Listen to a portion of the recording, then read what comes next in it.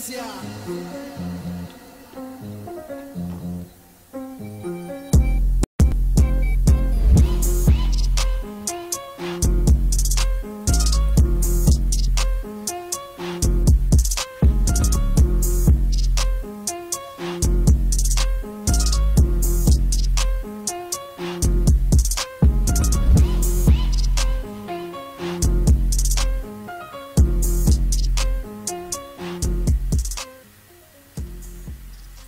afternoon, friends, family, loved ones, enemies, contributors. This is Kevin Lewis on the Blueprint.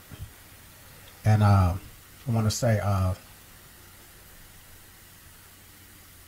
Ramadan Mubarak to all my Muslim brothers and sisters around the world that's going through Ramadan right now. And this week's show is called Targeted, actually. And we're going to speak, we got a special guest speaking of one of the targets. So I want to thank everyone that shows up, friends, family, loved ones, enemies, contributors, distractors. And so I have Kali Rashaad, my oldest son, actually. And welcome to the Blueprint. I appreciate it for having me. All right, and this is your first time on, I believe. Y'all met my daughter during the show. She actually did the show last week, and she was, I believe the show was called Born a Target.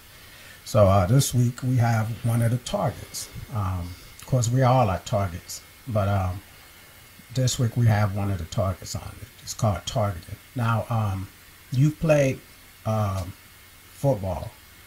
And I'm not going to say at the highest level. I'm going to say because you played pro football in Europe, the HFL, and you've played recently.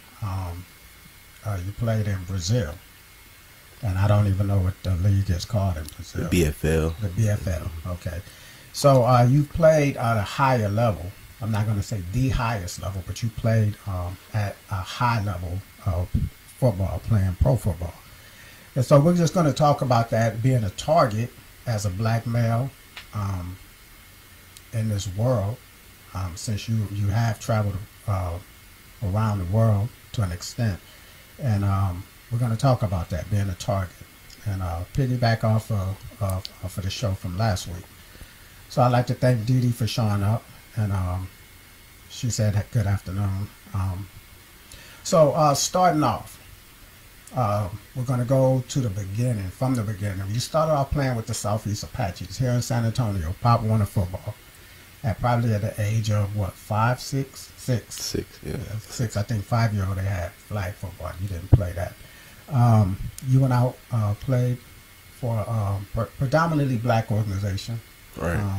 Had a lot of friends, met a lot of people, lifelong friends in there so far that you're still friends with today. Friends with today. Gaining a bond. And you started with the Apaches here on the southeast side of San Antonio. And actually, I became a coach probably a couple of years after you started playing or so. Yeah. And I remember those days well, being a parent and a coach at the same time. So tell me, how was that going out playing football for the first time? You liked football before you went out there, or did you not? I really didn't know too much about it. I mean, started off, I heard many things that I didn't enjoy. I didn't like the conditioning. I didn't. Yeah. See, the story that what he's talking about is when he first went out there, you know, what we did was we had conditioning, like 2-week conditioning for the kids. Or and a lot of times, mini camps, training camps. Yeah, mini camp training. It's no football. You know, it's just you're going out there, you're running. You're just doing a lot of running in the heat. And they trying to condition you for the heat and the weather. Basically, here in Texas, is hot at that time of year. So we got to get the kids in condition. And I remember you was ready to go. You came out, and I was like, "What's going on?" He's like, "I'm done." And I was like, "For real? You don't want to play?" And he's like, "Nope, I'm done." And so I was like, "All right." And your mom was out there, and so I was like, "Come on, and we could go then." And you got in the car. And we took off, and she's like, "Where y'all going?" And she took off, and I said, "He don't want to play." And she took off. She's like, "Nah, he can't quit." And she met us like a couple of blocks down the road, like, "Nah, turn around." I was like, well, your mom wants you to play. So, I mean, I didn't actually think that, I thought that was just for them. But my point was I wasn't going to make you play if you didn't want to play. And I know you've seen a lot of teammates out there that were made. And me coaching, I've seen a lot of the players out there that was being forced to play. Yeah. And so you started playing. And at that time, you were in the martial arts. Mm-hmm. And you were big in the martial arts. You was a prize student at that school. Shout out to Pet, Muay Thai. And you quit because of football. What made you choose football over the martial arts? I knew later that I would have to choose. Yeah. It's either going to be martial arts, karate, or it's going to be football. And at the time when I first started football, like you said, it was the cancer we were going through, was the heat. I was ready to give up. I was ready to quit. But after I started getting more into it, playing more, I started to like it and enjoy it more. So I had a tough decision, and being in karate for, 6-7 years. Well, at that time, you had probably started karate. It wasn't karate, it was Muay Thai. Muay Thai. Yeah, you started probably when you was about 6 years old. So all the way to like 12, maybe And 11. you started football when you was like 6 or 7 years old. Mm-hmm. But what was happening, I don't know if you remember, but you would have tournaments on the weekend, and then football started getting in the way. Right. Sometimes you would go, and sometimes you'd say, no, I'm not going to be in that tournament. And, your instructor would be kind of disappointed. And then it came down to a point where it's just like, you know what, I enjoy this more. Right. And you just had to choose. So we had somebody called Leah Howard. She's laughing. I don't know what that's about. And Aisha, I appreciate you showing up to the blueprint. So then you started off in youth football. You started getting a lot of friends. And I always attributed that to choosing a football because you had more friends. Martial arts was more like you was by yourself. I mean, it was a couple of y'all in school. Yeah. But everything you did was by yourself. In the tournament, you was on your own. You against your opponent, just like boxing or something. You by yourself. And with the football, you had camaraderie. And I was trying to explain that to the instructor. He was like, man, he's too talented to get us up. And I was like, well, it's basically what you choosing. You can't force anybody to do, one way or another.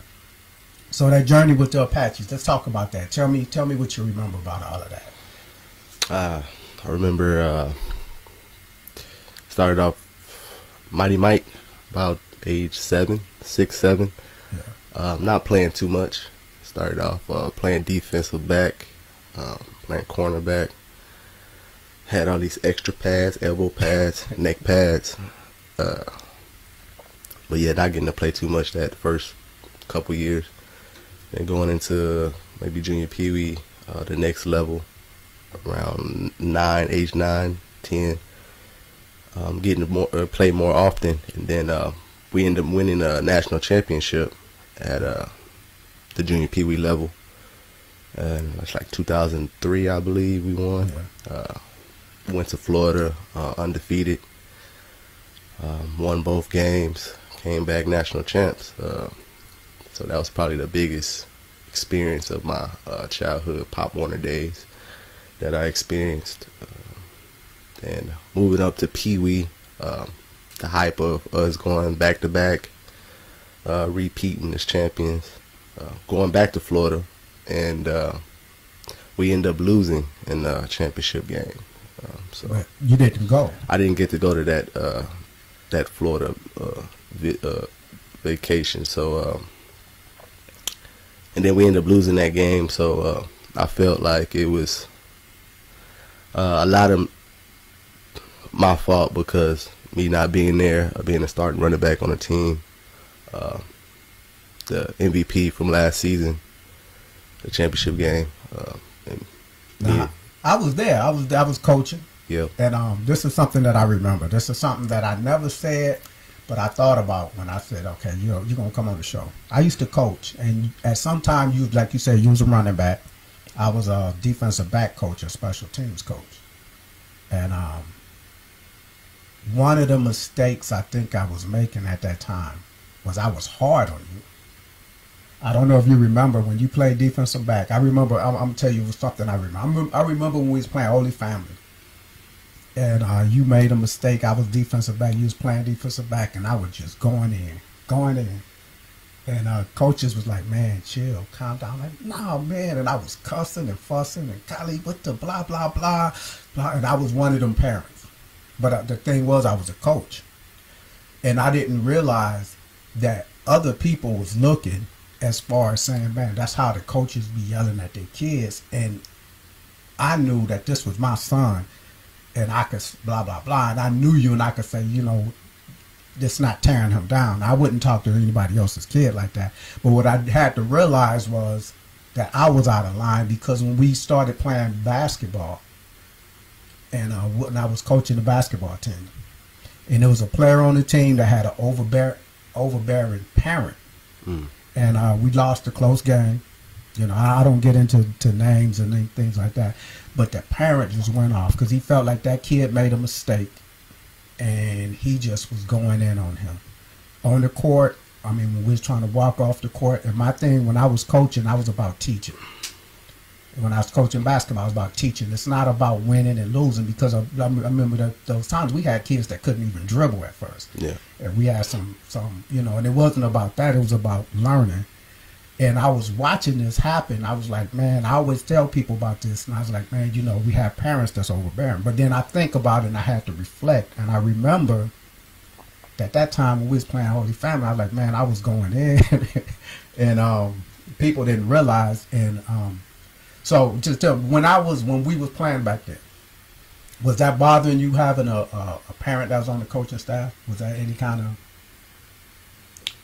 I don't think it bothered me, but you do have other people it probably bothered them, other teammates, and maybe they feel like it's favoritism or something that. Or maybe when you're getting on me, they feel like you're not getting on them the same way. Like he's coaching you, but he's not coaching me. Yeah. Same favoritism type deal. But yeah, I feel like it didn't bother me at all. But of course, we would talk afterwards about about things. So it was sort of an advantage, because I would say, hey, this is going on, this is what's happening, and whatnot. So I think that it was somewhat of an advantage to a certain degree. Now, you mentioned something about the championship game, the first game, junior puberty, and you won MVP. Tell me about that experience. Now, I remember, actually, those that remember the movie Long Shot that Ice Cube made about the Jasmine Plummer.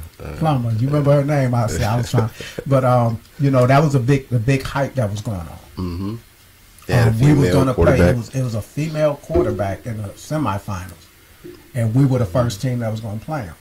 And everybody, of course, she was the Cinderella story. And, the camera crew was following us. They wanted to interview, and we was trying to shield y'all from that, because we didn't want y'all to take her lightly, or to take the team lightly. And they was from Illinois, I believe. Yeah. The Colts and whatnot. But when the movie came out, it was nothing like reality. It was like we say Hollywood. Yeah. So tell me about the Florida thing. That was an experience for y'all.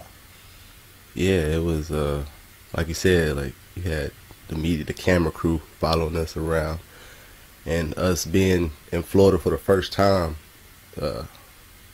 It's much different from Texas, so it was something new to us. We was just trying to enjoy everything, take everything in. Being 11, 12 years old, it's hard to do so, and stay focused on football. And all the hype surrounding her coming in, they're undefeated also. Texas team versus Illinois team, and we happen to hear she gonna do this, she gonna do that. Okay, so we had to go in with that mindset that we're gonna shut her down. So we ended up doing that. So I think it was, I want to say 16 to 14 to 2. 14 to 2. Yeah, 14 to 2. And then y'all played a team from New Jersey that hadn't lost in a couple of years. Yeah. And then we didn't hear too much about them. Like, it was more of the Jasmine Plummer story in Florida than anything else. But when we got to the New Jersey team, they were a pretty good team, actually. They had some good athletes. The bigger boys, much bigger than us. They had a lot of speed also. And but we had that I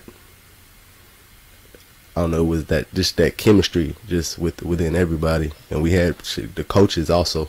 We had a lot of good coaches on both sides of the ball. Even though we ran a couple plays, the same plays, that we just executed everything that we did. And I ended up, I guess, was it 19 or? Yeah, 19 and 6. 19 and 6 or something like that. Something. We ended up winning 19 and 6 and going 14 and 0. Yeah. So you were the MVP. I remember after the celebration being on the field, it was a large celebration, and I remember the camera crew all in your face and stuff. Yeah. And, I think you was 11 years old, and I was football. I was like, okay. At what point did you think that you were something different? That this was something that you was gifted as a football player? I think it was midway through that season, that junior Pee Wee season. I started to get more touches throughout the season, towards the end of the season, I guess. And every time I touched the ball, it was either a touchdown or a breakout run. So it was, well, maybe we need to start getting the ball more. And throughout the season, I kept getting better as I got the ball.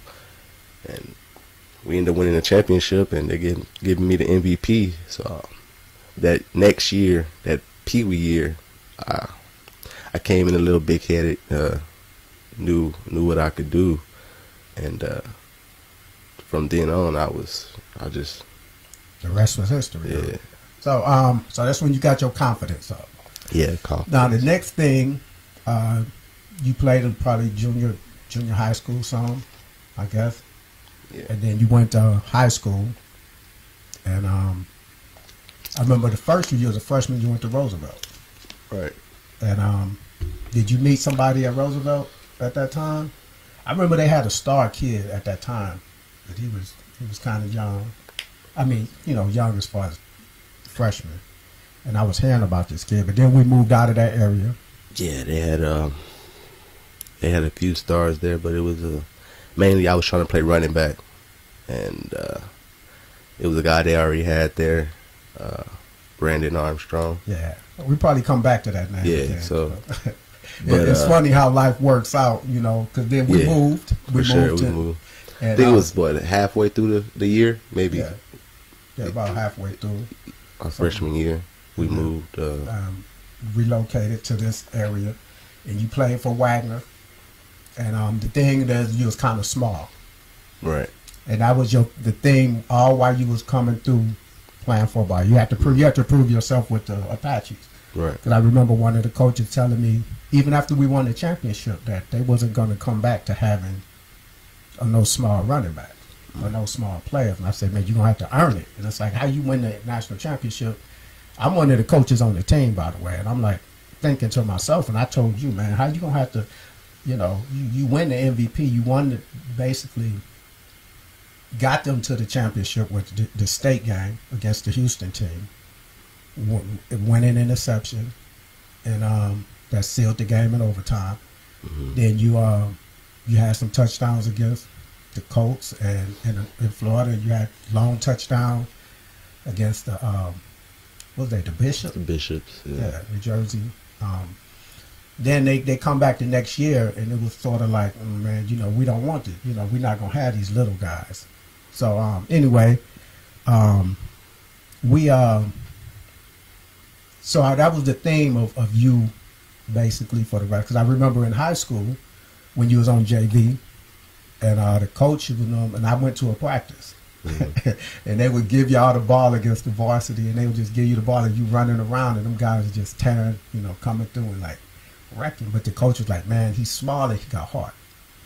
You know.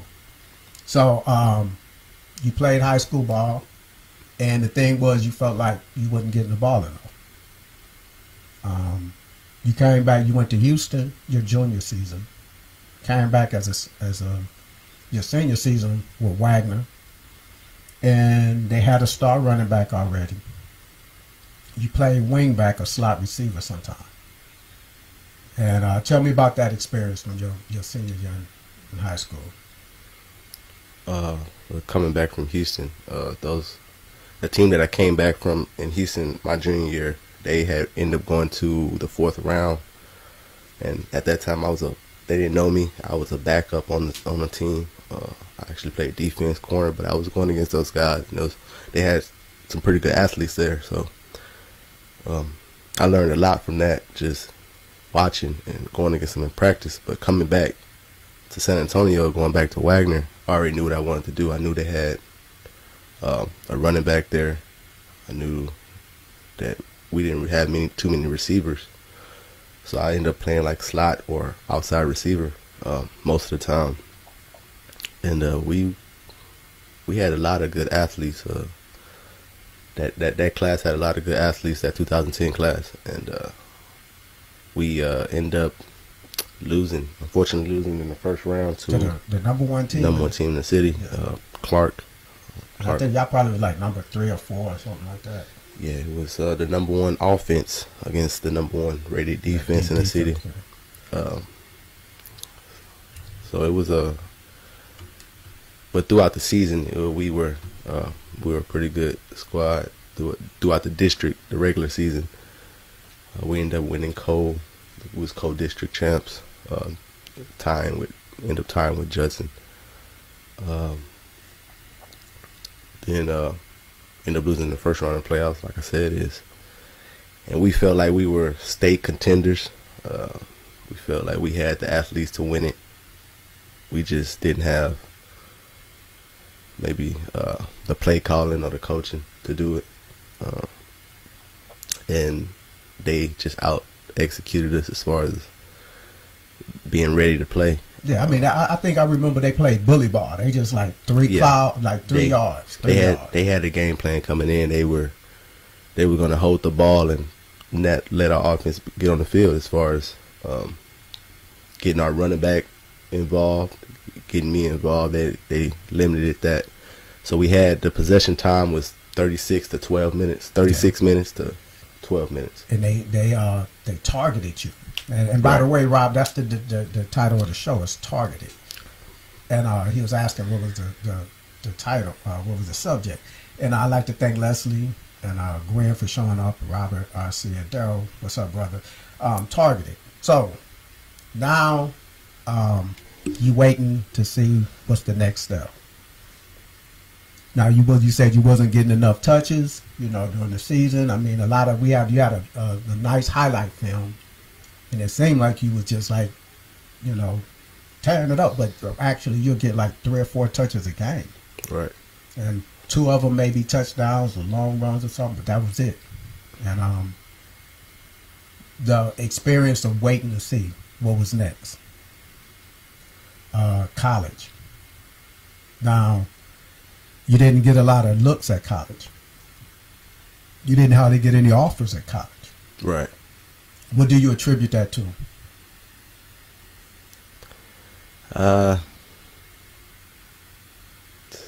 Probably just going back to high school and the offense that we ran.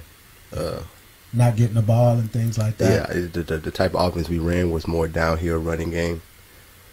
So the receivers wasn't going to get a lot of looks. Regardless, we had a 6'5" receiver on the outside. We had me on the other side. So we had the weapons to do it, but it's just the offensive coordinating, the play calling it wasn't set up for us to get the ball that much. You know what I'm saying? So without the looks, without the carries, without the catches, you're not going to get a lot of looks from the colleges, of course. So I think that's played a big factor in where I went to college. And you end up going to Cisco Junior College. Mm-hmm. And how was life going to Cisco, from San Antonio going to Cisco? Cisco is a small town where their sports campus is a small. About as big as my high school. Probably smaller, I would say. It's a little bit smaller than my high school. It's a small country town, middle of nowhere, dry county. In between Abilene and Fort Worth, Dallas area, about an hour from Dallas. It was different for sure. Coming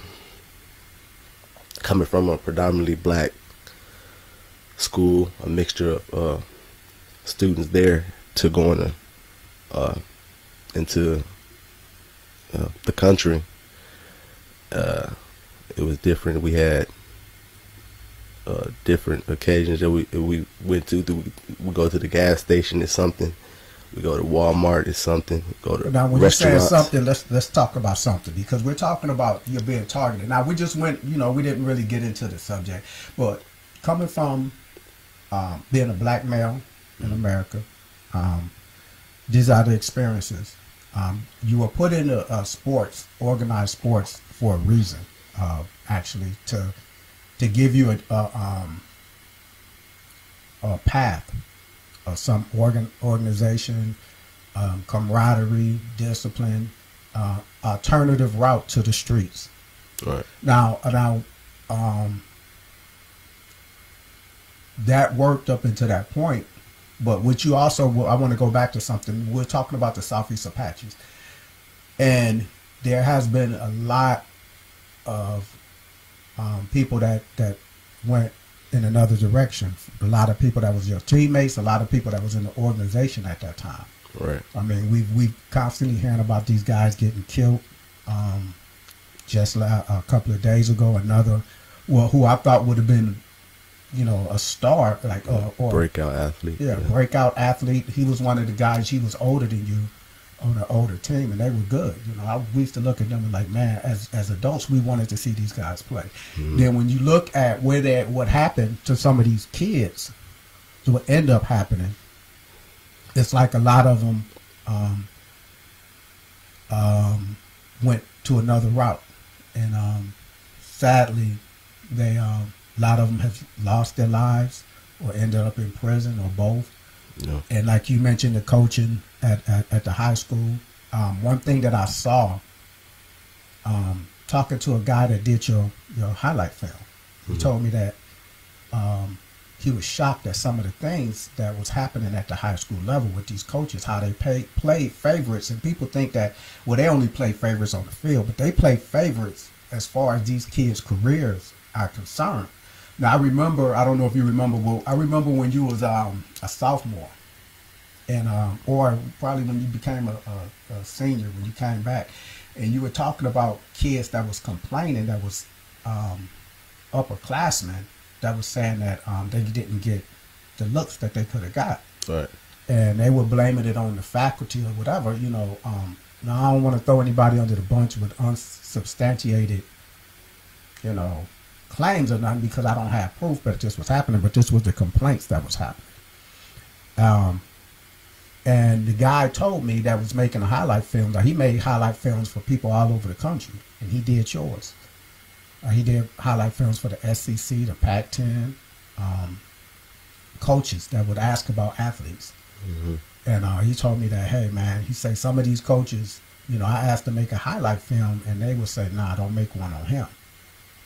And there's nothing he could say or do about it, because what happens is he goes to the coaches or the school to get the highlight reel, the game film, and they wouldn't release, like, nah, well, that, or he'll ask about an athlete, and he'll say, nah, yeah, he's good, but, so it's something that shocked me, dealing with this guy, and he was telling me this inside information.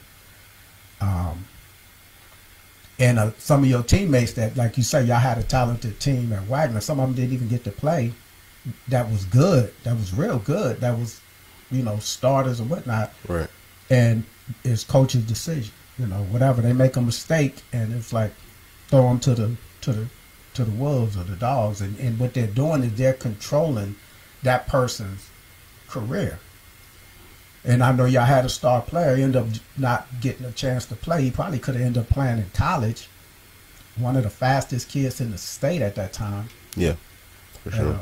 I think y'all were two of the fastest ones at the school. Mm-hmm. And something happened right before the season, and it wasn't like he was convicted or anything like that, but he didn't get to play.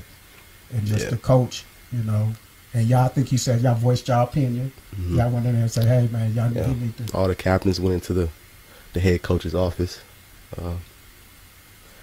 Told him that what we thought about the situation, how we felt. And he took that, how he took it, and he didn't play. He didn't play he didn't play any sports the rest of the year.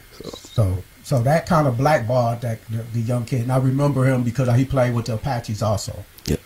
And that's somebody's career that got derailed, you know, because of a mistake that wasn't that big of a mistake, but somebody else having that power that probably didn't have that kid's best interest in mind. Because sometimes playing the sport or any sport is an avenue that these kids need.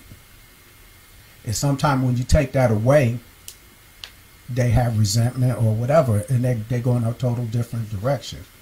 And that's what we've talked about this. You know, man, it seemed like I always ask you, man, you heard about this teammate? You heard about this person that used to be in those? And it's like, man, you know, the ongoing thing. You know, they went the other way. And that's something that parents need to realize. Two things that I just was saying.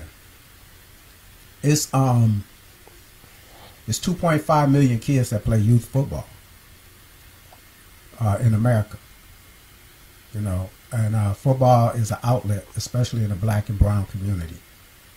They may have, you know, be able to reach some kind of dreams, but it also keeps them away from the street. Like I had Coach Rich on from the Arsenal, and that was his main thing. If these kids are out here practicing at practice or, you know, at the game, then they not out breaking in somebody's car. They're not doing this and that. So that's why I gravitate to always talking about the Arsenal, because there are coaches out there in youth sports that don't have the kids' best interest in mind. They have their own fixation with winning. I want the fastest kids, the biggest kids. I want the best games. And then they get there. They live vicariously through the kids. And that's one thing that I saw, or I have seen through being a coach. I've seen some coaches that care about the kids. And I see other coaches that only worry about winning. Mm. And, you know, that's one thing I wanted to say. Now, football is the third highest youth sport, basketball being number one, but of course basketball you have more girl participation. You know, girls can play basketball. So then you have baseball for some reason, you know, but I know it's a lot of money in baseball. Then it's football. And now what started happening is people start taking their kids away from youth football because of the concussion thing. Yeah. Have you ever felt like you had a concussion in youth football? I'm gonna say with the Apaches. Yeah. I think I think I did. We went head up a few times, and I came out on the bottom of that a couple times. And what made you think it was a concussion? Well, I didn't know at that time what a concussion was, or the symptoms that you have when you have a concussion. So I just had headaches. My head was always hurting after receiving the hit or giving the hit. So, but the type of the way we were hitting, we didn't really know how to tackle. So we would probably go head first and leading with your head, and you, liable to maybe have a concussion or just a stinger or whatever you might want to call it. It's just, you never know what it is though. But I feel like it maybe I hit it and I see stars, or I black out for a minute. And did you say anything to anybody? No, I didn't. I felt fine during the game. I mean, maybe after the game I had a headache or whatever, but it wasn't prolonged. It wasn't lasting throughout the season like that. It was just, it'll go away and come back. So, but. And that's interesting. That's something that I think everyone is focusing on. I think kids today are more in tune with concussion symptoms. At that time, we wasn't really. Now we were trying to teach y'all how to tackle, right? And keep your head up and things like that. And but you know, as kids, you know, then you could do it, but the other kid that's going against you won't be doing it. So they still could be targeted, you know, like they call targeting, things like that. So football has dropped because parents are concerned about this, these concussions and stuff. I would say, like, you don't remember having, like, me having migraines all the time. Yeah, I had to, like, massage my... Yeah, see, now that you're saying it, I'm starting to remember, but I wasn't attributing that to having, I wasn't attributing it to a concussion. Yeah. Because a lot of times, along with that, you had headaches a lot as a kid. Right. You know, even before football. You had headaches a lot, and you probably don't remember that. But younger, you had headaches a lot. Mm-hmm. So I didn't probably, or we didn't probably contributed to being a concussion type thing in a game. In high school, do you think you had any concussions? I might have received a few big hits, but it wasn't head-on collisions like that. Because I was more of a shifty type guy, so I tried to avoid the hits as much as I could. So I didn't think I had any type of concussion type deal. Okay, so now you finish and you get the let's talk about Cisco. Coaches come to school. Tell me about that experience.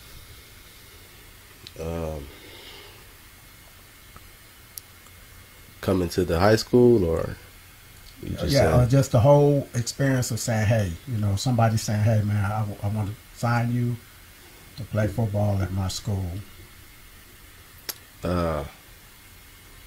Hearing about it, it was being introduced to the coaches, saying, all right, they're from Cisco Junior College. I'm like, okay, I got a college that's looking at me, that wants me to play for them. Pretty much, from what I'm hearing, that's the only college that wanted me. We had a couple guys that were saying that the coaches was picking and choosing where you went to college, as far as talking about y'all high school coaches. Yeah, just really? taking offers from the table, or just basically veering you to what college they want you to go. So they put a lot of San Antonio guys went to Cisco. So it's like they had a connection with Wagner or with San Antonio. Right, with that school. So maybe that benefited them. I don't know. But a lot of us went to Cisco after high school. And we had three other guys signed from San Antonio to Cisco that year. One being my cousin. Your teammate. My teammate, my cousin. And shout out to Dominique. And the other two guys going to school with. But yeah, it was just it was different. It was very different. I had to adjust and adapt fast, because of the type of things that we went through out there. It was like what? Give me an example. Like what town was that? Was it Cisco, Texas, or what? Yeah, Cisco. That's the town that was Cisco. Yeah, it's called Cisco. Okay. And things like going to the gas station. What kind of things? Getting gas, or going into the store to get some type of snacks, whatever. We had people in the cash register, the employee, giving us looks like what are you doing here? Why are you here? Like, giving us attitude or little smart remarks. We had dudes in the line in back of us. I'm looking from the aisle, looking one of my guys that I'm with. He's buying something. He's in line trying to buy something. The dude's looking him up and down, pointing to him. And you can tell that it's nothing good, nothing. Just the way they're looking at him, and they're speaking to each other. So we went through a lot of things like that. It was on campus. It's a predominantly white school. So it was. Y'all wasn't received with open arms because, I mean, y'all was a part of their team, or, you know, y'all can make their team better, or? Nah, I mean, they didn't look at us as athletes. They looked at us as like students, like we're going to school with you. Like we sit next to you. We're in the same class as you, but you can tell they were uneasy about it. How they talked to us, or some people just didn't conversate, didn't talk to us, tried to stay as far as they could away. We was mainly with each other. It was just the football team. So y'all just banded together. Yeah, as far as just the football squad, and then you didn't really meet any students that were just in the school for academics. So they kind of isolated y'all. Yeah, we were pretty much isolated from everybody else. It was other sports on the campus also. They had baseball, basketball, but we just pretty much stayed to ourselves because we were the most. The blacks came from the football team. The African Americans was on the football team. It was mostly black. So we had to stick together as far as just going out with each other, or y'all felt like y'all was in a socializing with each other. Y'all was in like a foreign place in America. Uncomfortable for us. Okay. So you had a couple of years at Cisco. Yeah. At what point did you think you started to stand out at Cisco? Well, I had a guy in front of me coming in my freshman year. He was Mr. All Cisco. He was the slot receiver for him.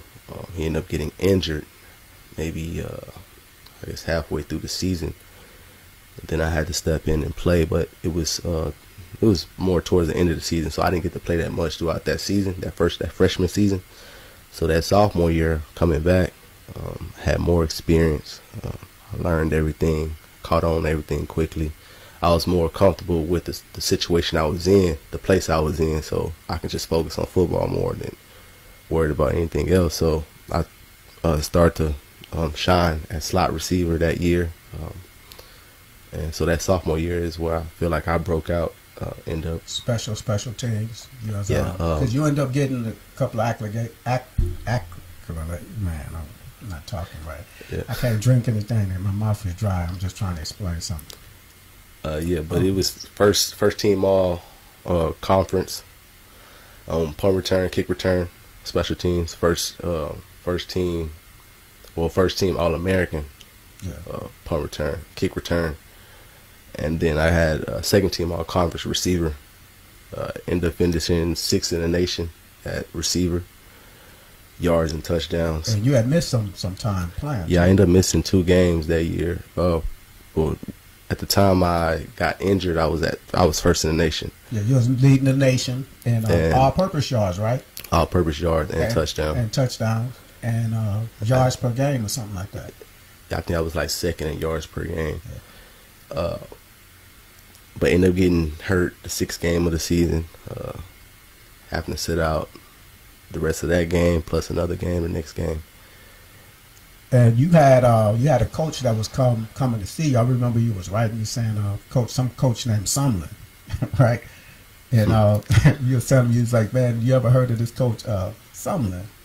Yeah, that was pretty crazy for me. It was, at the time I didn't know really he wasn't who he was, but yeah, it was Coach Sumlin he was at U of H at the time. Yeah. He was the head coach for U of H, the Cougars, and he was talking to me, and we had a couple conversations on the phone while I was at Cisco, beginning of my sophomore year. Yeah. And I know you were saying, he said just stay, but you got hurt. He came to see you, but you couldn't play. Right. You tried to play one game, but all you did was they limited me to just special teams. And all you would do was catch the ball, just catch the ball, or if I did play a couple offensive snaps, if I caught the ball, they wanted me to go down. They didn't want me to do no run after the catch. Don't try to make a play, just go down. And then they had me on special teams to fair catch punts, maybe, or just catch the kickoff returns. But yeah, it was a limited game that game, and it was crazy for me because a coach came to see me, and I couldn't do nothing but just. Yeah. So. How do you feel that they took care of y'all at Cisco as far as like? Because I know like when you got injured, do you feel like they took care of you as far as everything in the best of y'all interest or what? They actually had some pretty good trainers. The head trainer there was actually a good guy, a good dude. He was. I can tell that he had our best interests at hand. So I think as far as him, yeah, you had a lot of people my age that was also under him that was trainers. So they didn't really take it as serious as the head trainer because he knows a lot. He been through a lot. So I think that as far as the head trainer goes, yeah, he was a pretty good dude. He took care of us and he got us right as much as he could because there was a lot of injuries going on, but he couldn't be everywhere helping everybody at the same time. So it was tough to get everyone healthy to be able to play that the next week or next couple weeks.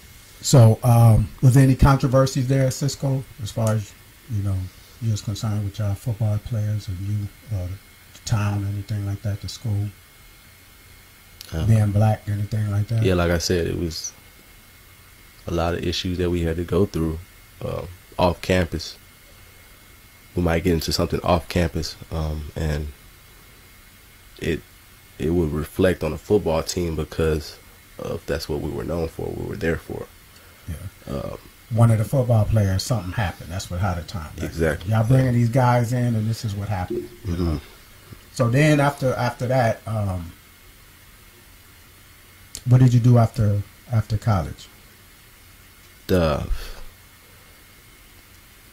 So I ended up getting an offer from U of H, like I said, like we were talking about, and I was short on like credits, so it was like they wanted me now, third semester, they wanted me to come out after the season right away, and I didn't have enough credits to leave. So, and then Sumlin ended up leaving. Kevin Sumlin ended up leaving to go to A&M. Texas A&M. So the incoming coaches I didn't hear nothing from U of H anymore. I ended up getting an offer from ACU, Abilene Christian, taking a visit. It was pretty much the same type of situation I was at Cisco, not too far, hour and a half away. And that was pretty much the only official visit I took. Didn't really have too many options after that. And then UTEP came later. Yeah. El Paso. They came later towards the end of the second semester. And at that time, I needed like 63 credits. And I was at 42 or something like that. Yeah. So it was a long shot there. And I think that was Coach Price. I remember being at work and I was getting phone calls. Now, it was some other schools that was calling. Yeah, it was a couple of D2s. It was. Yeah, and I think, but I remember talking to the coaches at UTEP. They were trying to tell me, they was calling me at work. And I was like, man, what is this number? Like, hey, this is so-and-so with UTEP. We're going to play Oklahoma the first game and we want your son. I'm like, man, I got to talk to him.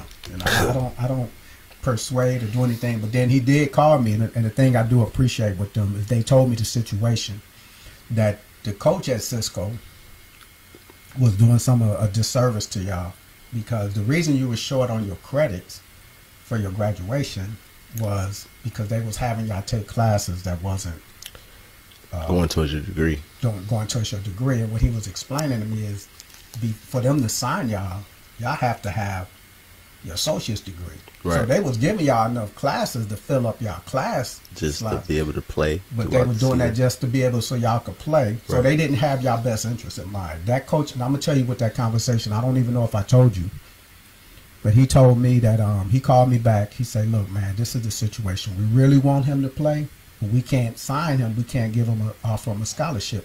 And they was hoping that you could come to the school, like for loans and grants, whatever. Mm-hmm. But they were saying that he said, I got into that coach. He said, that coach is, he said, he told me, he said, don't get upset. He said, it ain't Kali's fault. He said, but this coach got these kids taking classes that's not even accredited to say that they're full time so that they could play, and after that they can't get signed anywhere. They have to do it on where they would have offered you a full scholarship or full ride. Right. And I was like, wow, you know. So sometimes, like I was saying, sometimes these coaches don't have these kids' best interests in mind. Mm-hmm. They targeting y'all to come play for them so that they could win, just like in Pop Warner and things like this, youth sports. They want, some of these coaches just want to win. And that's not just at the youth level. It goes to the high school level. Where the high school, they're not really picking them, but they're picking and choosing who can play. Mm-hmm. And then at the college level, they just want to win. They don't have some of these kids' best interests in mind. I'm not labeling a lot of coaches, because we have a lot of coaches that care. And this is what I walked away as a parent feeling about the coach that y'all had. And that's what another coach at a higher level told me about him. So I was like, wow, you know, that's crazy. So then you end up getting an opportunity. I know you played, like, you know, play pickup ball, whatever, semi-pro ball, little places. Before, I'm not talking about now, but I'm talking about before you went to, how did that come about when you went to the HFL? Well, I was out of football for a minute, a few years, and I just felt like I still had it. I still had ability to play, and I wanted to play. Watching football every day, seeing college football, seeing NFL football. I wanted to play. I wanted to get back in the mix. And I just went. I signed up for the organization, the Pro Hunt organization, and they had combines like throughout the year. You have different combines here in Atlanta. You have some, and one was in Houston, maybe Carolina or somewhere, but it was combines all over the country. And I went to the Houston combine. I did okay in that, and they had you run the 40. They had you do one-on-one drills, shuttle drills, box drills, L drills. Yeah, so they had a different a big little combine set up, and I think I did all right in that. So after that, I got a call from I got a message from one of the Pro Hunt co-organizer, I guess you could say the CEO of Pro Hunt. He was telling me that a team from Hungary wanted me to play defensive back. Had you ever heard of Hungary before? I haven't. Before that, I haven't heard of Hungary.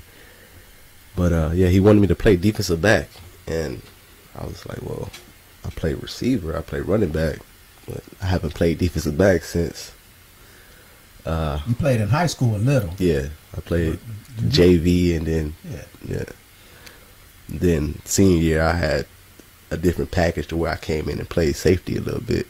That was maybe like 2 plays a game, just on 3rd and long type deal. Yeah, they put you on offense every once in a while. And the way it was is, to explain, they only have 2 Americans on the field at once. Yeah, you only get 2 Americans.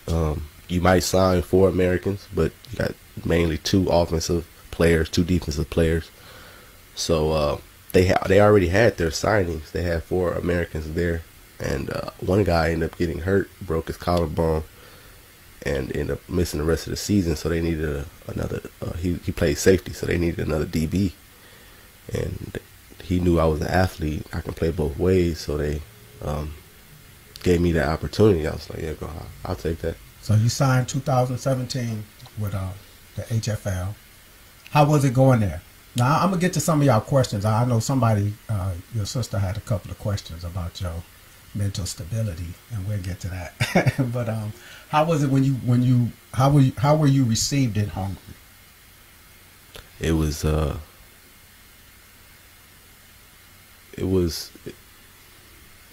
two sides. It was I had open arms on one side, and then on the other side I seen a lot of things that was like they didn't know much about African Americans coming in, but what they seen on TV or whatever what we were portrayed as, and so that's how they took it.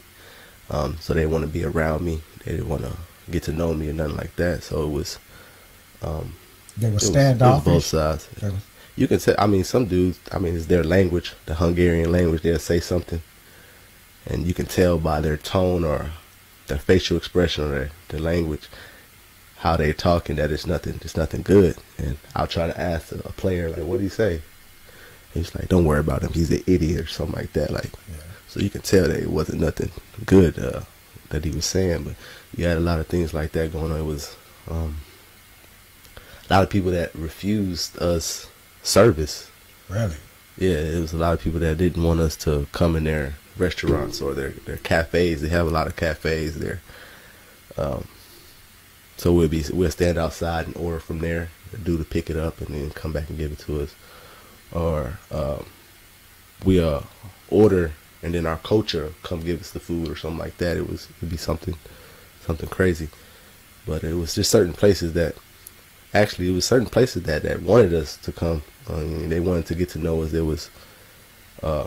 They were using the word curious. They were curious about us. So they wanted to see what we were about. See, they liked the way we talk or whatever it was. Yeah. It was just they wanted to be around us more. But then you had the other half that was, scared. Yeah. They were scared of us. Did you see the same thing at Cisco where people were welcoming y'all with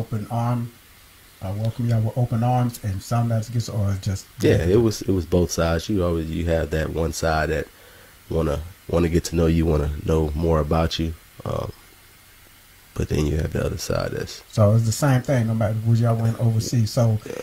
How was it playing at Hungary? How was it like on the field, like your teammates and things like that? Did you your first time they gave you you had to sign a contract, and they gave you conditions and things. How was the talent level there?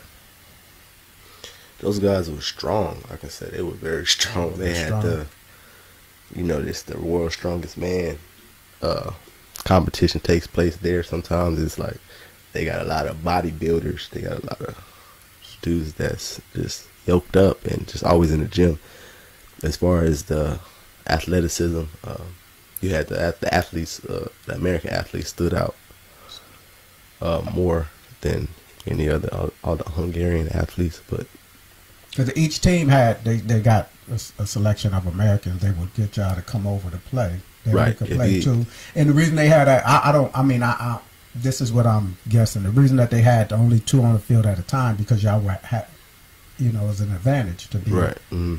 So they wanted their players to be the ones playing most of the time. Yeah.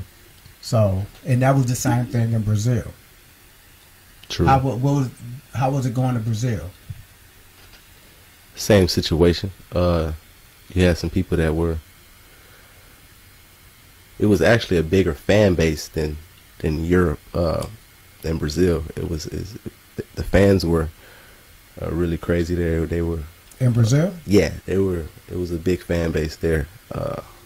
So they were trying to learn football more, American football more. So they wanted to really know more about us. You had a couple people here and there that wasn't sold on Americans, whatever. So it was difficult for us to adjust to those people because of how big the fan base was. Maybe not just because for the Americans, but for the whole team. You had some people that were there for the team, not for the Americans, but they're there for the team. So we had to pick and choose who we conversated with, who we tried to interact with, and where we went in the city. Because like I said, it was different for us Americans. But the fan base there they were very supportive. I said y'all seen y'all doing more radio. Yeah, we had radio talk shows, and we were on the media on TV more. For a little bit. Yeah, it was. They had a lot of good situations there and good opportunities for you. It was completely different from what I expected. I thought Europe would be more openly to us, but Brazil was their fan base, their fans, and their the media and everything. They were pretty much in love with us. So we were always on talk shows, TV most of the time. Their ESPN. We made their ESPN a few times. Yeah, so it was a good situation for the Americans. Sometimes, most of the time. All right. I got a few comments I'm gonna read. I want to say hi, hey son, Kevin Nice from Jamie Hollins, and we got Khalil she said, with all the trials and tribulations you endured while playing football, did you have any times where it affected you mentally? I feel mentally it bettered me mentally because it took my mind off of what was going on. Maybe I had something going on family wise, maybe it was something going on with friends or relationships or something any problem that you're going through. I think that athletes turn to the field and take their mind off of whatever they're going through, and I feel that just football takes my mind off anything else, like if I'm having problems. But I think it affected me mentally as far as just relaxing me, relieving me. It's a relief just to play football and do what you love. You know what I'm saying? It's just you won't have to worry about anything else but doing what you do. And that's I think for any sport. When people want to think about their kids, when you want to put your kids in sports, I think the thing is, even at a young age, kids go through things. Kids see things what their parents are going through or whatever. And the thing is like I said earlier, sports is a venue, avenue. And I don't care if it's cheerleading, dancing, whatever, martial arts. I think martial arts is important for kids, period. I think a way of defending yourself and being able to carve out your ground, mentally, that does a lot for you. And like I say, sports does also. That's a place to escape, not just escape physically, but escape mentally.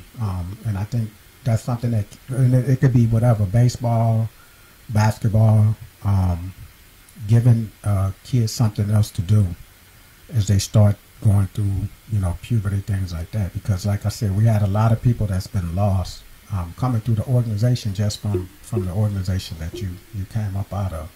And I think a lot of them, their lives would have been different if they would have probably had the support to stay around sports and things like that, or support of friends just trying to get them to play sports. Now, you play semi-pro now with team San Antonio Titans. And a couple of years ago, y'all won a state championship. Right. And you won the MVP of the league. And you had some teammates. Now the camaraderie that y'all have, you gain a lot more. Like I was saying, asking earlier about from the Apaches. Then you got high school, Cisco. You keep up with any of your Cisco teammates? Yeah, I mean social media is. Yeah, that makes that a lot more. And how about now I know it's harder to keep up with Edgar teammates and things like that, but Brazil, and the Titans. You have teammates that of course y'all close. You have your cousin playing with you, and you have another guy, Brandon. That's why I was saying how things come back in circle, because you first y'all would have been playing high school football together if we hadn't moved, and then y'all playing on the Titans together, and y'all both sharing backfield sometime, and it's just crazy how that happens. But keeping a circle around you of people with the same drive, ambition, and it gives a lot of, even at this, like just playing semi-pro ball, it's organized, very organized. It's not just pickup ball, it's a lot organized. And what's the advantages of why y'all will be out there doing semi-pro ball? Same reasons, really. It's keeping us busy doing something that we love also, and keeping us busy, like you said, not breaking into people's cars, not breaking people's houses, not committing stupid crimes out there that we end up paying for in the end. And also, it's just something that we've been doing for so long, so it's just easy to play with each other, easy to get along with each other. It's easy to do because we've been doing it for 20+ years. Okay. And so yeah, it was. Now I have a couple of more comments. Leah Howard said, as far as things you experienced off the field, did it affect you mentally? I guess you mean like going to play football places. Did any of that stuff affect you mentally? Like probably how they, like the people at Cisco or the people in Hungary or the people in, different places? Nah, I sometimes I isolate myself from situations. I don't let things like that affect me. I know how it is in America, as you say. So, as far as Cisco, I just isolated myself. I had a family there already, so it was easy for me to just turn to somebody or talk to somebody about situations, because we both going through the same situations and we can talk to each other about it, and we don't have to be involved in it because we can isolate ourselves. So mentally, I was able to communicate with my other teammates, and so it didn't affect me like that. Another question says, what is some advice that you would give to the next black boy that want to follow in your footsteps?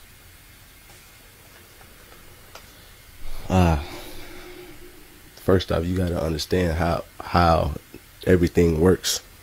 Mentally, you got to understand that it's not set up for you to succeed. It's not set up for you to be great. So at the same time, you take that same energy and you flip it.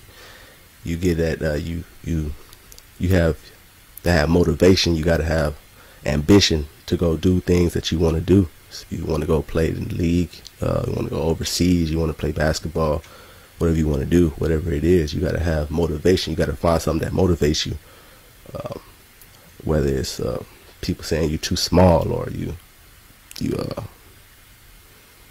not the right size type deal, but you got to find something that motivates you, and you can get it done for sure.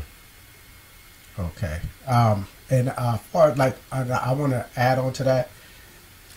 Like I said, it's important for our young boys and girls to have a support system. Support whatever they want to do when they're young. But don't force them to do what you want them to do. Right. If you like football, don't mean that your kid want to play football. If you find out something that they do want to do, then invest in it. Give them that opportunity, because also there are other things that's trying to sidetrack them. They are targets in this world. And it's not just in them, it's all over the world. And they have to be strong mentally to deal with the things that they have to deal with. But we're trying to better our community. And one way of doing it is giving them a different avenue than the things that's out there, the roadblocks that's out there. Leah said, good job, proud of you, baby brother. And Avelina said determination, and Leslie gave us some hearts. And I appreciate y'all showing up this week. You have anything you want to say before we get up out of here? I just appreciate you for having me. And yeah, thank you for everybody showing up. And thanks, Leah. Now, on the Black on Black Dimes part, I do want to finish up. I haven't been doing it in a couple of weeks, but I have a Dr. Lorenzo Nichols II. He's an OD. Optometrist, an eye doctor. He's here in San Antonio. If y'all want to look for a black eye doctor to spend your money on Black Dimes, his address is 6915 South Zarzamora Street, Suite 107B. Telephone number, if y'all want to call his office, telephone number is 210-928-2022. Black doctor. Actually, I got his information from my black dentist. So we need to start investing in ourselves, investing in our community, investing in our youth. And that's this week's show. And hopefully next week I'll have a better show for y'all. I appreciate everyone for showing up. It's Kevin Lewis on The Blueprint. Peace.